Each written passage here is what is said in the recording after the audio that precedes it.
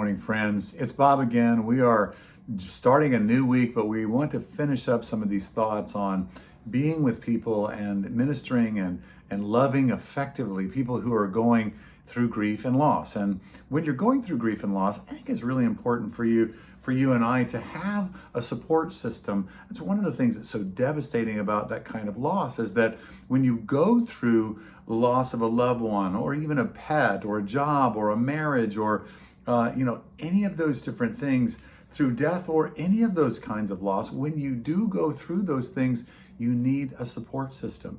Now, instinct basically wants us to take us into this place of, I'm just going to isolate. I'm going to kind of be my own person and I can make it through this. But that's not the way that this works. You and I, we need a support system.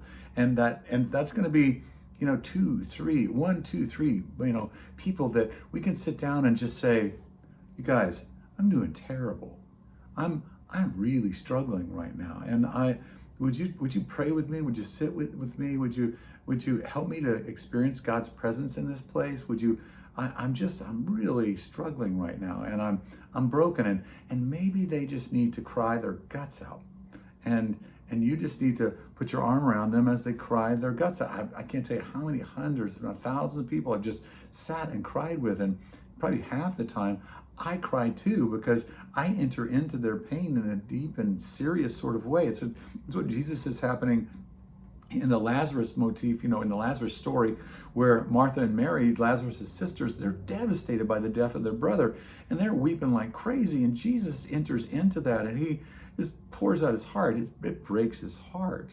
But you need people who can be there with you. You can cry, you can tell your story, you can say, you can say, I can't make any sense of what's going on with this. I don't know what's going on with me. I can't identify none of the things that seem familiar are familiar with me anymore. And you need to be able to be honest, and for them not to fix you, but for them to be able to be with you, but for you to be completely honest and receive support.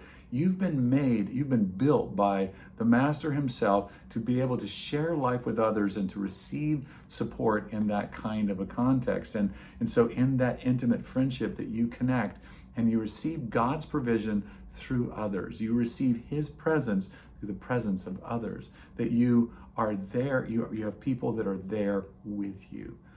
Let your guard down with some people that are close to you, and you will find the presence of God in that space. Thanks so much for joining me today. I'm praying for you. I love you.